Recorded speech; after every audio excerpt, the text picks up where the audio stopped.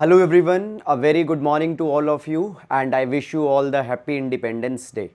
So guys, whether it is 76th Independence Day or 77th Independence Day, first of all let's remove this confusion.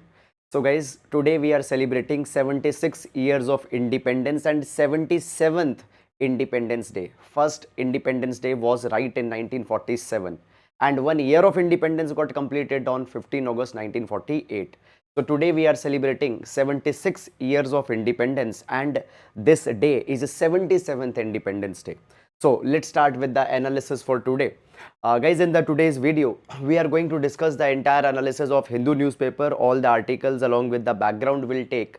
And also you can download the synoptic notes of this session from our Telegram channel. The link for Telegram channel is given in description box in YouTube. In the synoptic notes, we have given in structured manner all the notes of the session. Now, first of all, let's see overview and understand which articles are important. So, first article 15 killed as rain, landslips, rock, Himachal Pradesh.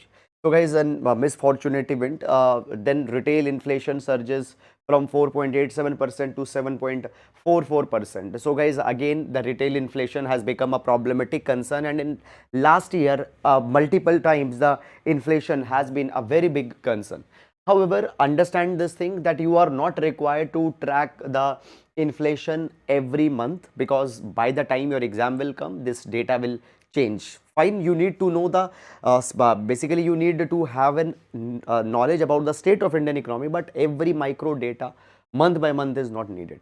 Then further moving on, guys, after that we have a lot of Independence Day, we have a lot of Independence Day messages and all such kind of things. Okay, then further moving on, after that again we have the regional section. Modi government broken graft records. Nothing important for exam has been given here, so we will directly be moving on, guys, in this particular direction. Here we have one article, Rajasthan's youth policy. Rajasthan's youth policy focuses on digital skills, girls empowerment. We'll see this particular article for the exam. Then further moving on, after that guys, directly will reach the editorial. Till the editorial, much important articles have not been there. A brief history of India's present. Okay, we'll see. Then contentious criteria. This article talks about the PM Usha. The center needs to revisit. We'll see this particular article also for the examination. India, a marvel that continues to endure. Okay, so basically, guys, here this article has been written by Mr. Kamal Hassan, who is an actor turned politician. Okay, so basically he's talking about that, okay, the idea of India and all such kind of things. Understand, I have read the article, and an article much of academic substance relevant for our exam has not been given. However, if you want to read it as a leisurely read, you can do that. Fine. Moving on. After that, democracy in India, gift and a and a warning. So the article is talking about the references of Indian democracy in the ancient text. We'll take this particular article for the examination. After that, moving on. Text and context page, the new bills to overhaul criminal law. We'll take this article. Then the second page of text and context, today it is just the Independence Day wish by the Delhi Chief Minister. Nothing, no article has been given here.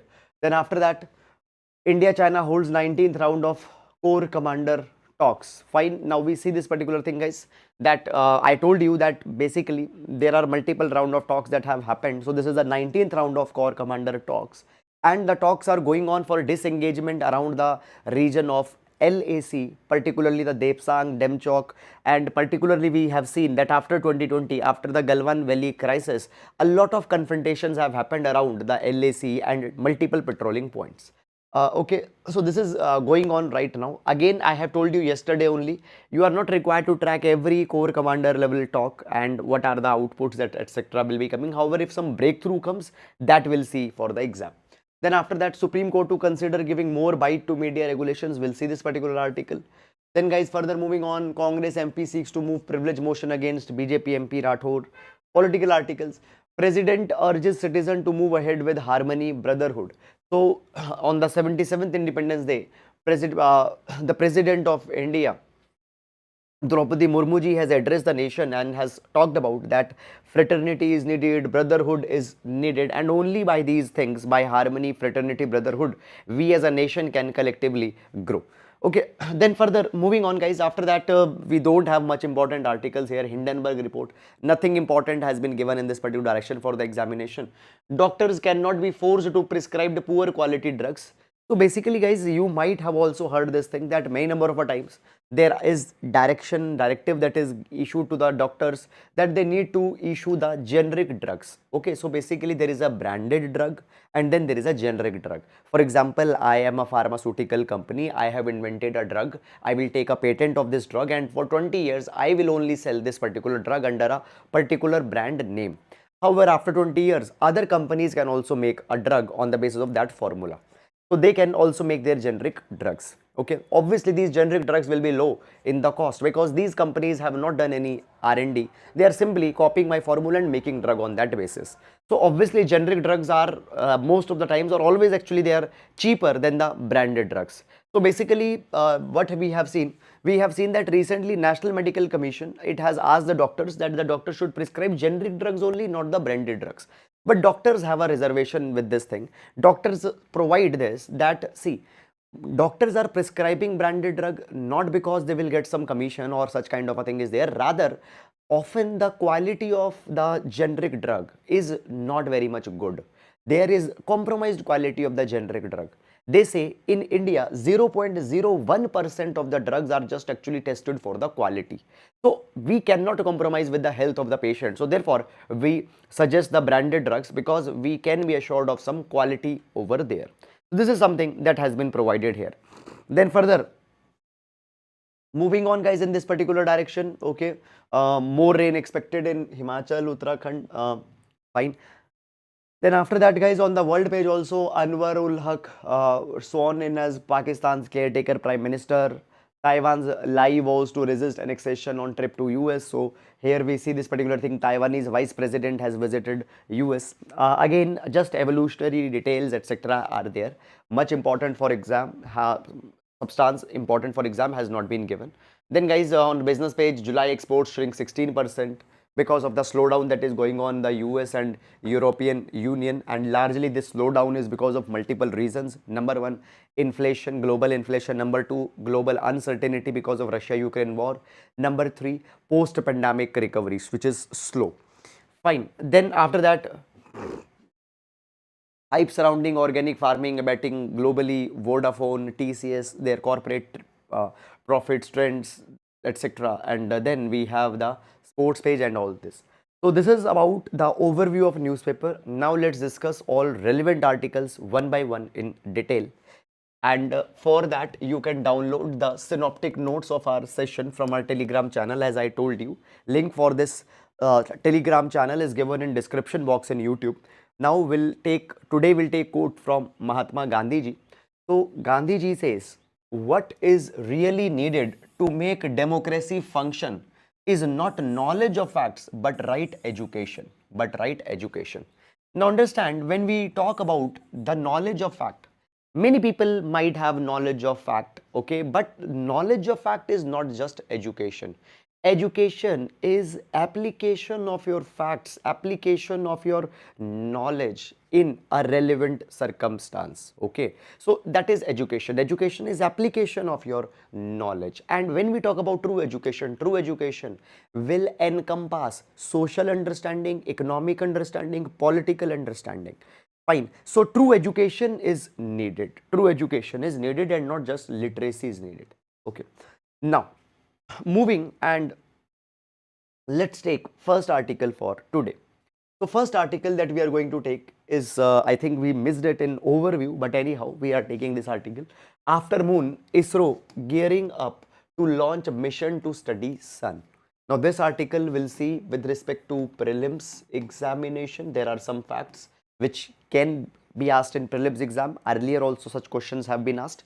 And then also we'll take this article for GS paper number 3, Science and Technology. GS paper number 3, Science and Technology. Now let's take the article.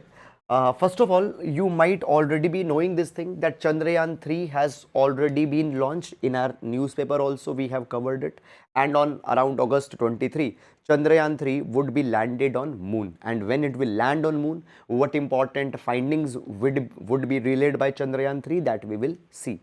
However, ISRO is also planning to launch a mission to study sun, and this mission would be named as Aditya L1, Aditya L1, and it would be first space-based Indian observatory. This will be the first space-based Indian observatory to study sun. See, we have studied sun, but up till now we have not sent an space observatory, okay, through indirect references, through some earth-based telescopes, etc. We have studied that, but some space-based observatory we have not sent, and now we are going to send Aditya L1.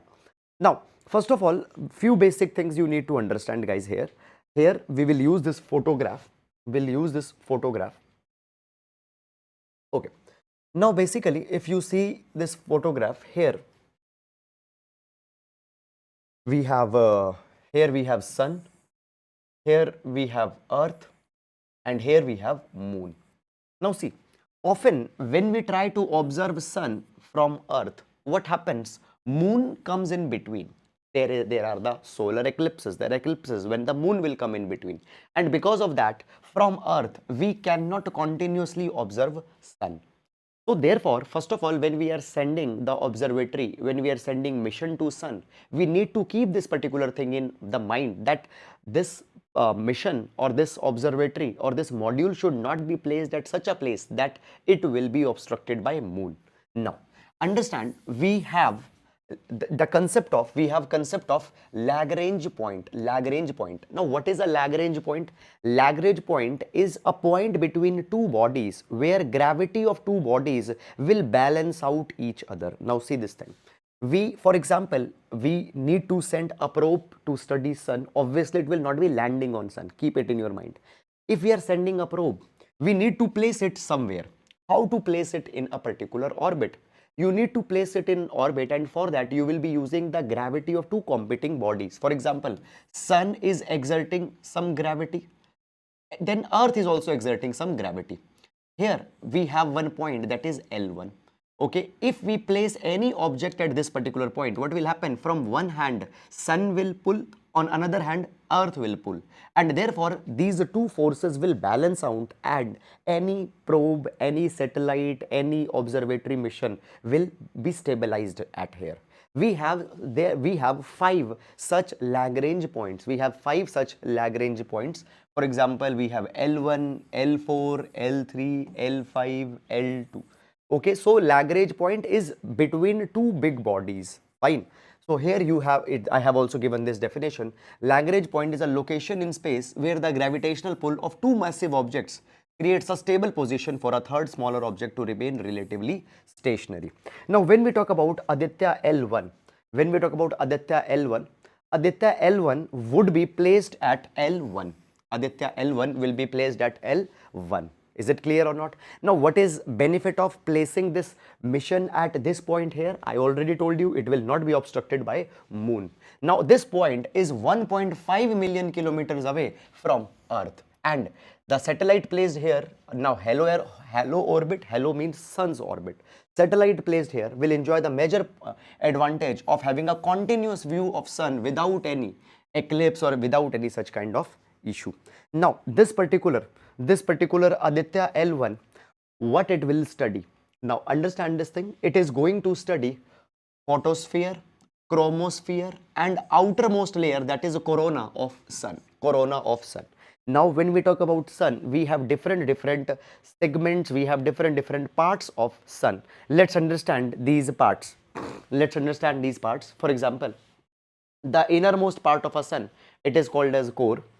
Then we have radiative zone. After that, we have a convection zone. After that, this mission Aditya L1 is going to study photosphere. What is photosphere? So photosphere is here. This is photosphere. Chromosphere is this outer layer. Fine. Chromosphere is outer surface of sun.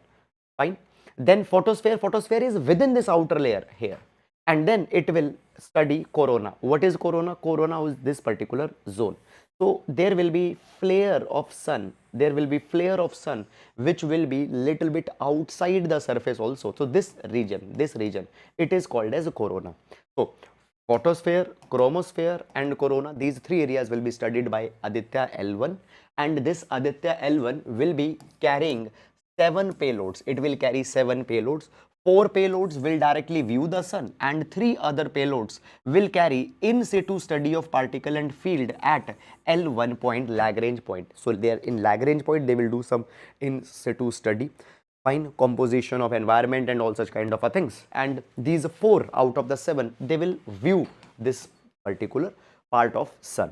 So this is about Aditya L1, and this particular launch might be done around August end or September 2023. So this is all about this particular mission that India is going to launch by ISRO.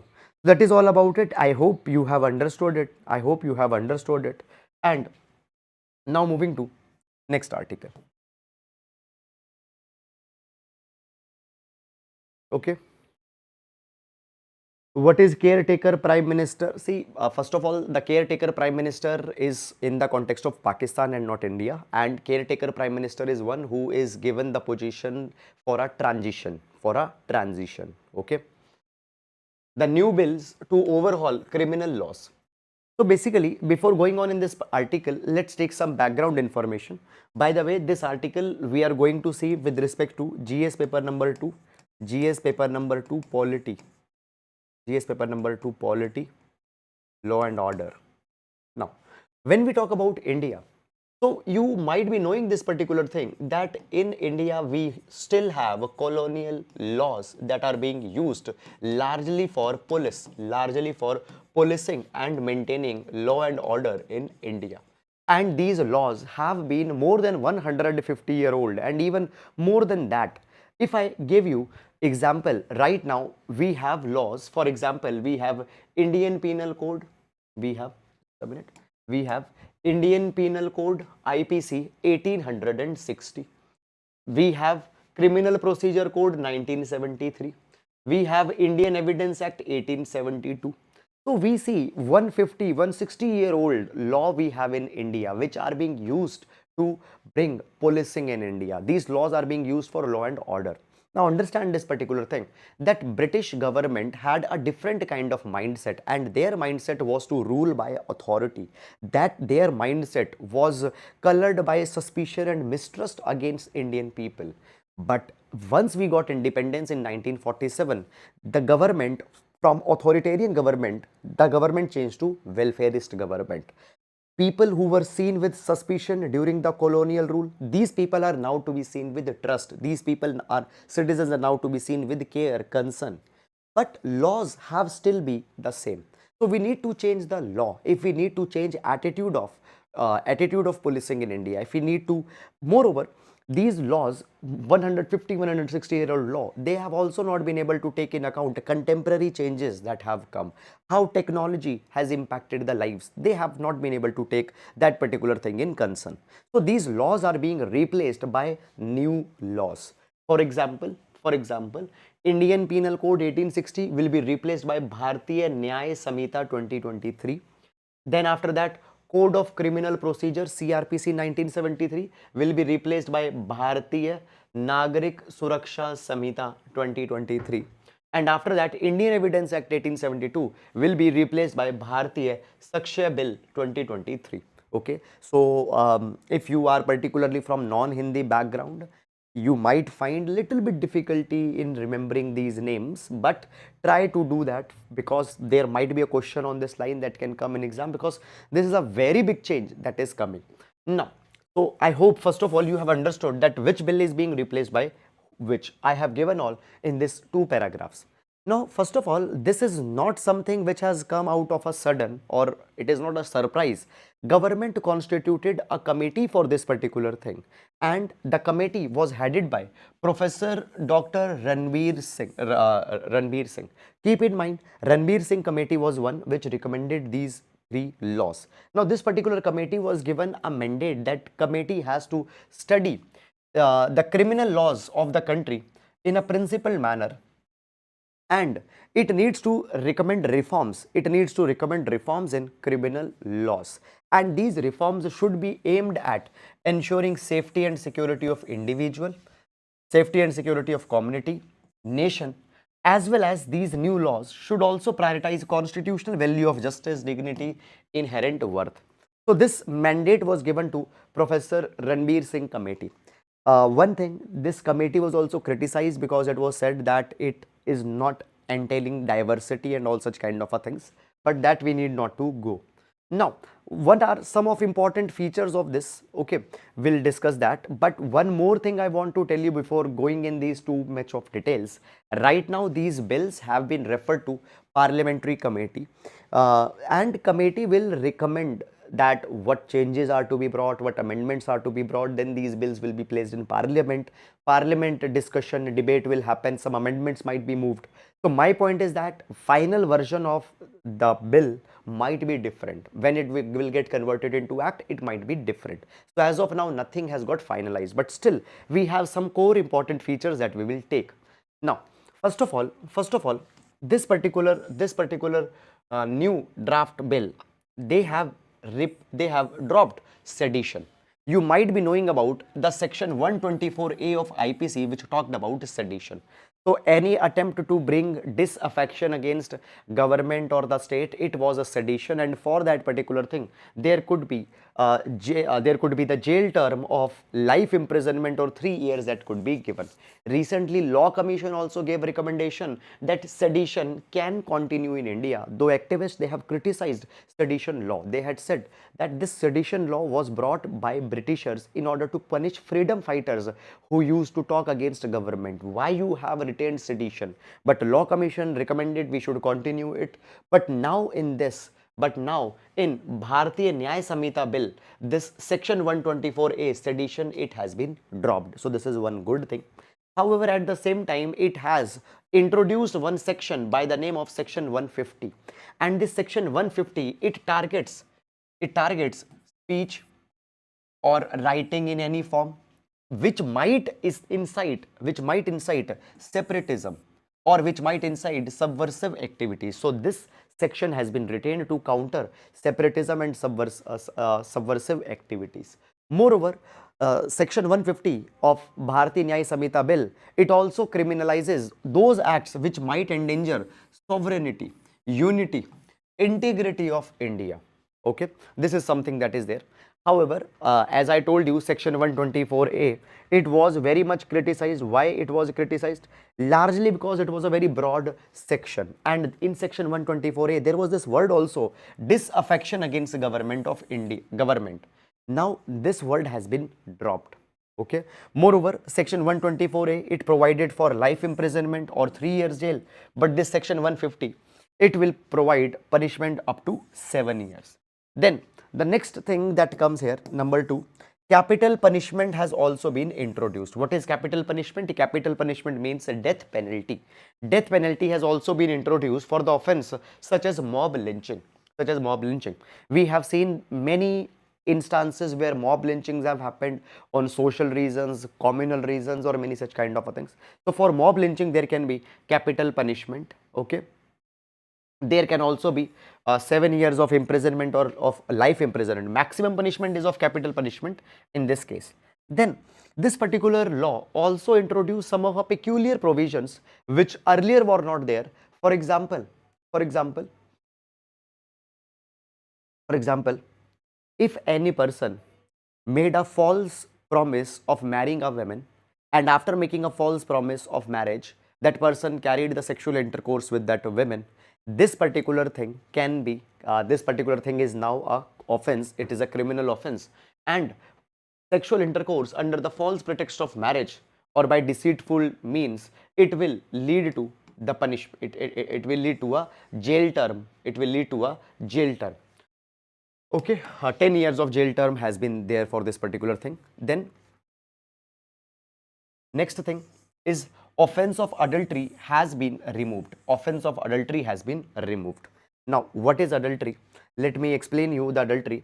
So basically, we had this section 497 in IPC, which provided for adultery. What is adultery? Adultery means suppose there are husband and a wife who are married. There are two people, husband and wife, who are married. Now, suppose this is husband, this is wife. Suppose there is some other third person. This person, if makes any sexual physical relation with a married woman, then her husband can file a complaint, can file a case against this particular person under adultery. Okay. But at the same time, if this person takes permission of husband, and after taking permission of husband carries any sexual relation with this person's wife, then there can be no punishment. Okay. So here we see that the wife is being treated as property of husband. It means that if husband allows, that the wife can have sexual relations with another person, but if husband doesn't allows, then it cannot happen. But at the same time, what about if this person, if this married person is making any physical sexual relation with any girl outside the marriage? Can wife also file complaint against this girl? No. Wife has no power. So if we see adultery law, in adultery law, there is power that has been given the power has been given to the husband, that husband can treat wife as his property, that if he allows, then that his wife even can have physical sexual relation with another person. Doesn't allow, then she cannot have. But wife doesn't have any such control on the husband. So it was based on inequality. So therefore what happened in Joseph Shine case of 2018, Supreme Court said adultery is immoral law which existed in India. And since then, adultery got decriminalized, and now this Bharatiya, when we talk about this new law that has been that has been proposed, it has completely omitted adultery. Okay, so the bill has completely omitted the adultery. So this is something that has happened. After that, there is also one more. There was also one more thing that was there, is marital rape. Marital rape. However, marital rape has been retained. Many cases have also been, many petitions have also been filed against marital rape, and right now it is going on in Supreme Court, but marital rape has been retained. Then after that, Bharatiya Nagarik Suraksha Samhita Bill 2023. This is the CRPC, Criminal Procedure Code, which is being replaced by Bharatiya Nagarik Suraksha Samhita Bill.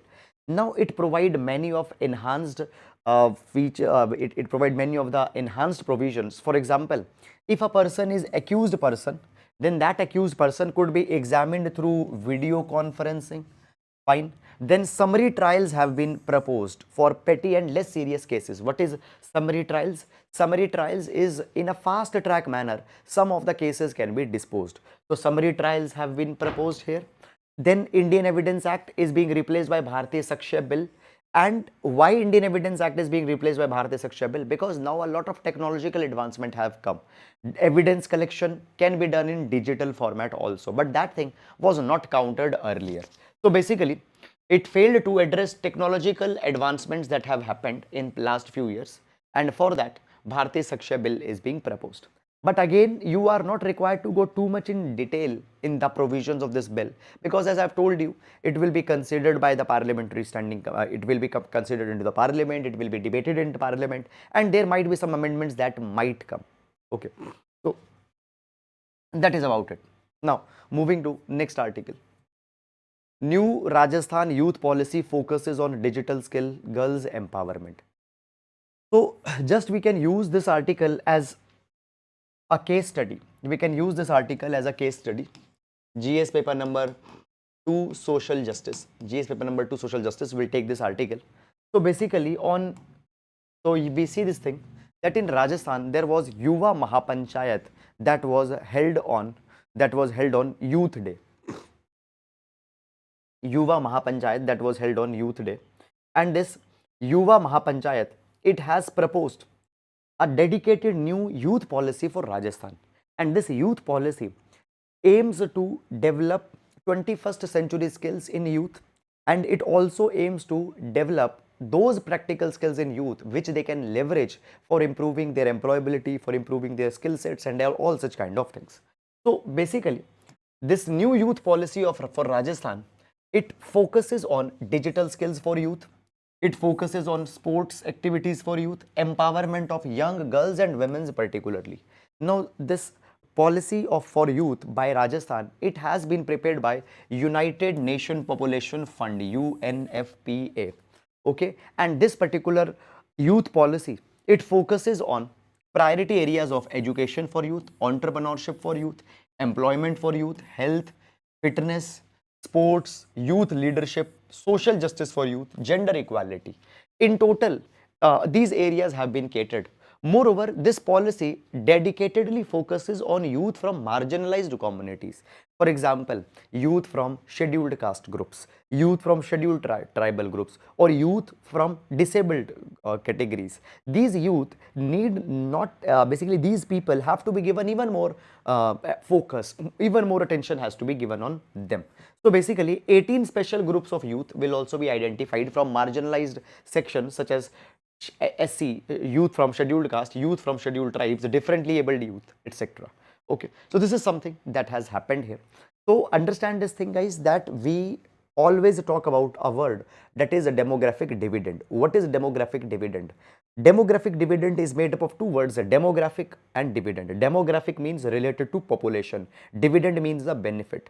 So due to the favorable population, every country reaps a dividend, reaps an economic benefit.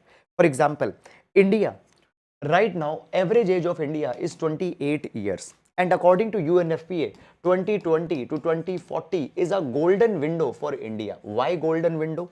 Because this period, India will have world's youngest young population. So this young population can provide economic advantages, economic benefits, and we call it as a demographic dividend. So in order to use this demographic dividend, we need to have these dedicated youth development policies, as Rajasthan has come out with. Other state governments and central government also needs to revise their youth policy.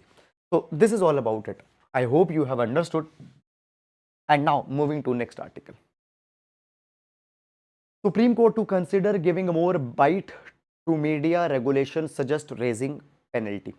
So basically, this article will see for GS paper number 4, media ethics. GS paper number 4, media ethics. Okay. Now understand this thing, that in past few years we have seen this thing, that role of media has become questionable. Media today, they are organizing these talk shows, they are organizing these debates in which they are bringing people from different religion, and there nothing is happening. Religious polarization is going on. One thing. Second thing, we see media today is focusing more on rumor mongering, sensationalism. Every news is being made as a sensation. Behind every news there is some conspiracy theory that they are coming out with. Today, media has become judge, the jury, the executioner. You might have seen what happened after a suicide of a Bollywood celebrity in 2020. Media single-handedly, they declared one person as guilty behind all this particular thing, and character assassination of that particular person was done. Media became judge, jury, executioner. Entire there might be a lot of repercussions in that case that might have happened with that person. So media today is not playing a sensitive role. Media today is not playing a kind of a constructive role in society. They today are more concerned about clickbaits. They are more concerned about those kind of a news which doesn't make much of a sense. So media standards have gone down. And for that particular thing, we need to have strict penalties against media houses, against news channels, if they are showing wrong news, if they are deliberately showing a type of a news which might have some negative repercussions. But if we talk about the existing provision, maximum 1 lakh rupees of fine, 1 lakh rupees of fine that can be imposed on a television channels which indulge in unethical conduct on air, which are showing these unethical programs. 1 lakh rupees fine can be imposed, and this 1 lakh rupee fine was finalized in 2008. 15 years have happened, and today this 1 lakh is not a deterrent. Okay, television media channels, they will do some unethical reporting and will pay 1 lakh rupees. It doesn't bothers them. So Supreme Court says that we need to put some we need to put some strong deterrents. We need to put some strong deterrents.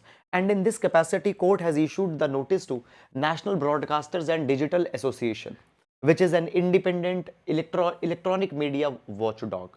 And Supreme Court has asked that we need to strengthen the framework of regulation on media houses because they are behaving in this unethical capacity.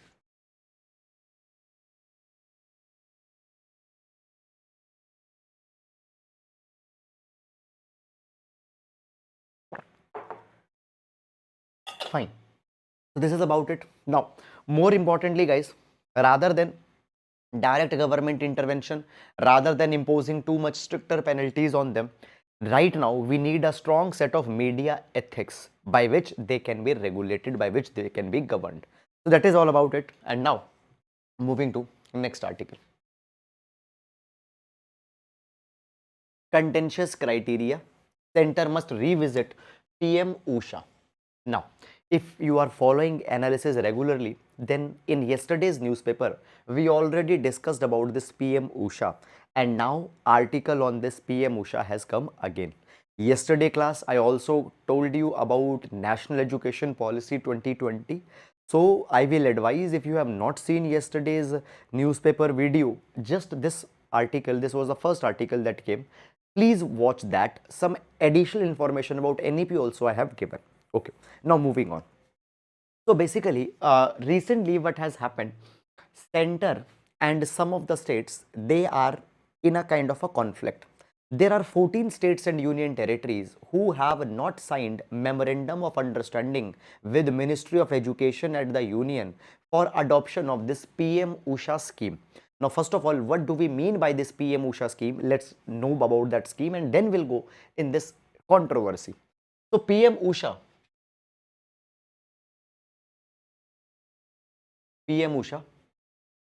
it stands for Pradhan Mantri Uchchatar Shiksha Abhiyan. Pradhan Mantri Uchchatar Shiksha Abhiyan. Under this particular scheme, an outlay of around 13,000 crore rupees have been defined. 12,926 crores. So just a round of figure, 13,000 crore rupees outlay has been decided. This outlay will be given between 23-24 to 25-26. During this time, this 13,000 crore rupees will be given to state governments, and this particular money they have to use to upgrade their curriculum, program, for teacher training, for physical infrastructure, digital infrastructure, accreditation program. For all these particular things, this much money has to be used. Okay, now states are happy as they are getting this money, but there are two problems that are there. Problem number one, it has been provided that before we give this money to you, states have to sign a memorandum of understanding with union, and in this memorandum of understanding, states have to give an assurance that they will implement all provisions of National Education Policy 2020. National Education Policy 2020. Now, state governments say this thing that we are not entirely comfortable with all the provisions of NEP 2020. Now, first of all, if you know, guys, basically education was a state subject and it got moved to concurrent list during the times of emergency.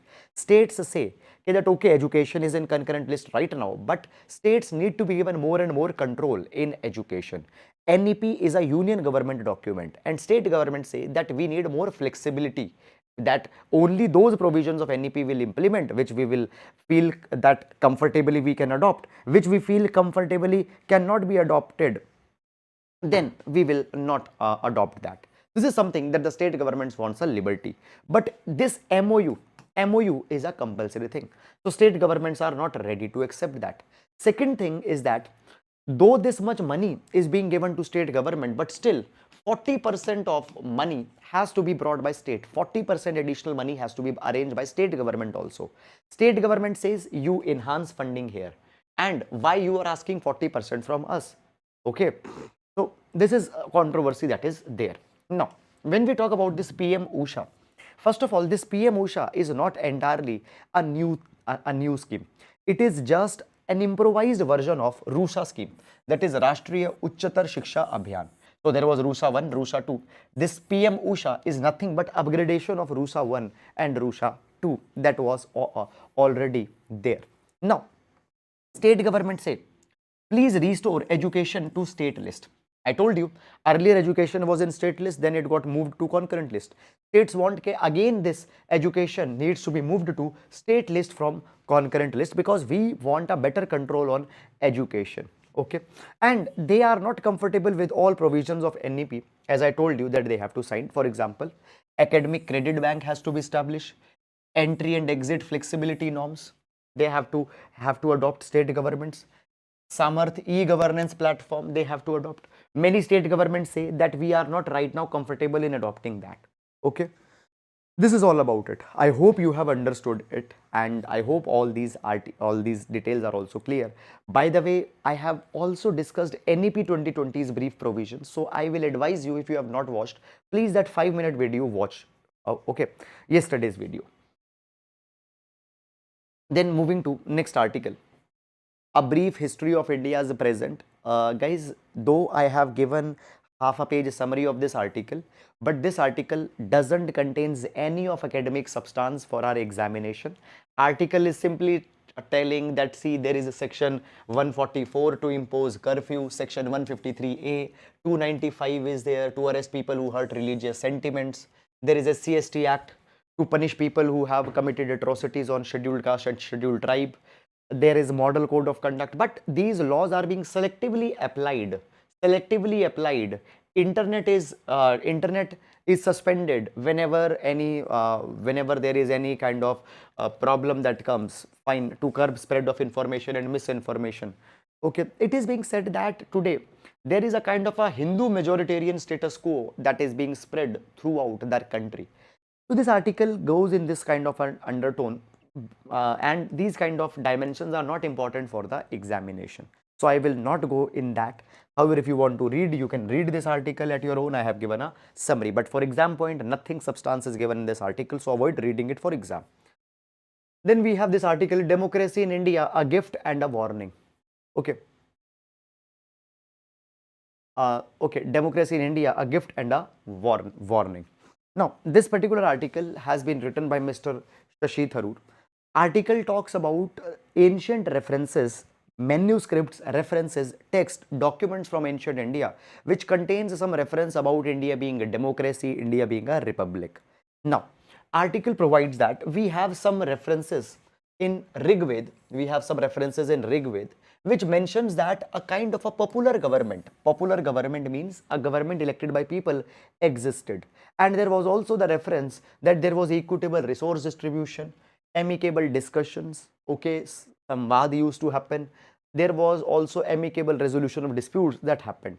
Rig Veda mentions the position of a Gramini. Who is a Gramini? Gramini is village head who was employed by king for civil and military purpose. So every village there will be village head, Gramini. Then Atharva Veda mentions institution of Sabha, Samiti, Sabhapati, okay, Sabhakasad. Okay, these institutions were a kind of a democratic institution. Okay, and they also performed judicial functions, civil functions. But author says this thing that we have not found any concrete evidence that these institutions existed, but a concrete evidence that there was a democracy. No material evidence has been found. Now, here Dr. Shashi Tharoor also gives a reference of Dr. B.R. Ambedkar. He says Dr. B.R. Ambedkar often referred to Vinay Pitak. Now, what is Vinay Pitak? Vinay Pitak is the document. Vinay Pitak is a canon. Vinay Pitak is a document, sacred document within Buddhism. So it is a document within Theravada Buddhist. It is a scripture, and it talks about existing democratic procedures within the Buddhism. For example, there was the procedure to conduct the meetings of bhikshus. There were the rules for debates, motions, and even voting procedure through sacred ballot system has been mentioned in Vinay Pitak. So it shows that there was a kind of a democracy that prevailed at that point of a time. And even author gives a reference of Greek historian Diodorus. So he says that when Alexander was invading India, there were independent and democratic republics that existed. But also there was a monarch, there was a king. Fine, so monarch is there, king is there, but at the same time, deliberative assembly, find a kind of Lok Sabha, Rajya Sabha, deliberative assemblies also need to be used to be there, which will meet regularly and will be discussing the major themes, major issues, and every such kind of a thing. So basically, two things are being provided here by author. Number one, that we had institutions which looked like a democracy, we had institution which promoted deliberative process, but was there exact replica of a modern day democracy that we have today? We cannot say this particular thing. In Rig Ved or in the Vedas, we don't have such exact reference as per the author. However, in Buddhist documents, we again find the reference of some deliberative mechanisms. Further, Buddhist scriptures, they also depict a city state. They also depict a city state that existed in Vaishali, and here different groups were given responsibility of managing their own affairs. For example, traders guild will be there, which will manage their own affairs. Okay, then there will be goldsmiths who will be managing their own state of affairs. All this particular thing has been given here. Moreover, also it's provided that two types of assemblies have been found. One are Sangh and other are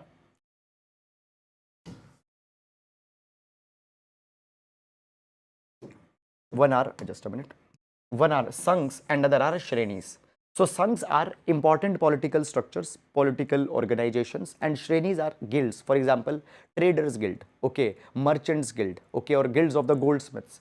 Fine. So these organizations have exist, and they actually contained self-governing capacities. They had the self-governing capacities. So these are some of references that have been given in this particular article. So guys, further, the article also provides that, see, Dr. B.R. Ambedkar specifically have pointed that though these institutions existed, but they have omitted an entire class of people. They have omitted an entire class of people, the people who came on the lower parts of the social hierarchy. Even today's democracy often omits a people who are socially disadvantaged, people are socially more vulnerable, but we need to be mindful about these gaps which are existing. Fine. So these are important aspects of this particular article. I hope guys that you have understood it, and with this we come to an end to today's session, and I hope that you have enjoyed the session and you have got maximum utility out of this session. So that is all for today. Now we'll be meeting tomorrow. Till then, please take care of yourselves. Thank you so much.